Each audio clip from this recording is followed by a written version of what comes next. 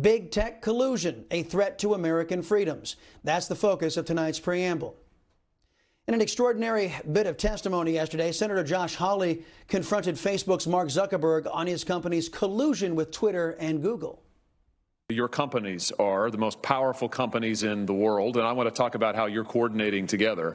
What particularly intrigued me is that the platform reflects censorship input from Google and Twitter as well. So Facebook, as I understand it, Facebook censorship teams communicate with their counterparts at Twitter and Google and then enter those companies' suggestions for censorship onto the task platform so that Facebook can then follow up with them and effectively coordinate their censorship efforts. Mr. Zuckerberg, let me just ask you directly, under oath now, does Facebook coordinate its content moderation policies or efforts in any way with Google or Twitter?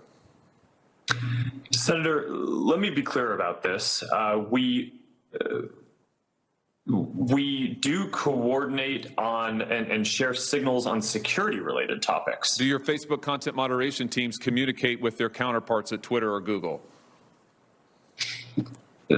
Senator, I'm not aware of anything specific, but I think it would be probably pretty normal for people to talk to their peers and colleagues in the industry. Pretty normal. Folks, I haven't talked with any other of my competition in the industry. Aren't these guys supposed to be competitors? I haven't called up Fox lately and had a conversation with anybody over there. What you just heard was a filthy rich leftist admitting that he has built systems that allow him to coordinate with two other filthy rich Democrat socialists in an effort to control content. Zuckerberg claims they would only use this for security issues. Question: what if they, like other left-wing extremists, determine President Trump or me or you a security threat? Well, then they have tools to coordinate their response, don't they? Much the way they did in suppressing the Biden family scandal before the election. When pressed by Senator Hawley to provide the Senate with details on these programs, Mark Zuckerberg refused. Senator Hawley summed up his brilliant dismantling of social media corruption this way. Mr. Chairman, I'll just say in closing that what we have here is clear evidence of coordination between Twitter, Google, and Facebook. Mr. Zuckerberg knows he has the tools to track this, but he either doesn't remember or won't commit to letting us see it. We have evidence of Facebook tracking its own users all across the web. Mr. Zuckerberg won't answer questions about it, can't remember the name, isn't sure if the tool is deployed in this way, and won't commit to giving us basic information. I submit to you that this is both totally unacceptable and totally predictable, because it is exactly what these tech companies have done to the American people and to Congress for years now, which is why it is time we took action against these modern-day robber barons. Thank you, Mr. Chairman. Well, it's clear that big tech is a big problem when it comes to American freedom. It bears pointing out that the tech giants were encouraged by the Democrat socialists on that committee to up their game on censoring conservative voices. Now, in the minds, the little teeny-weeny minds of extremist left-wingers, Google, Facebook, and Twitter don't go far enough in silencing those who disagree with Democrats. What I also found instructive and revealing was that socialists in charge of big tech are just as stupid as those in Congress. As you all know, most Democrats in elected office, they have never run a business. They have never created anything of value in their lives. In fact, they are glorified leeches and con men who have weaseled their way into positions of authority.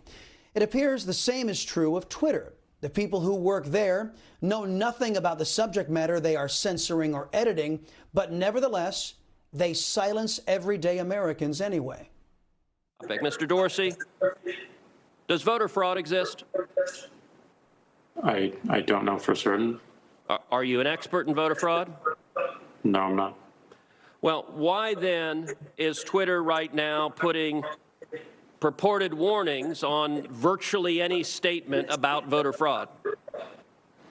We're simply linking to a broader conversation so that people have more information. No, you're not. You put up a page that says, quote, voter fraud of any kind is exceedingly rare in the United States. That's not linking to a broader conversation. That's taking a disputed policy position, and you're a publisher when you're doing that. You're entitled to take a policy position, but you don't get to pretend you're not a publisher and get a special benefit under Section 230 as a result. Now that is true. Facebook, Twitter, and Google, through their censorship and editing practices, have disqualified themselves from using the Section 230 provision. Now, for those who don't know, Section 230 protects public forums from being sued over content posted on their platforms by everyday users. The minute they silence your voice, edit your speech, or edit your content, they cease being forums and become publishers, thus open to lawsuits.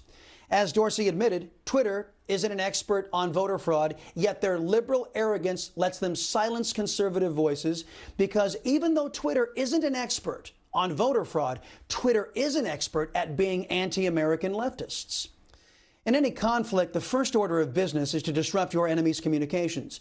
That's precisely what big tech did to us in the last election. That is why so many are fleeing Facebook, Google, and Twitter and using alternative search engines and freedom forum platforms like Parler, MeWe, and DuckDuckGo. How much longer will freedom-loving Americans volunteer to be censored by big tech? Let me put that another way. There are those in America who smoke cigarettes even knowing they pose an imminent threat. I guess the same can be said for those who continue to use Facebook, Google, and Twitter.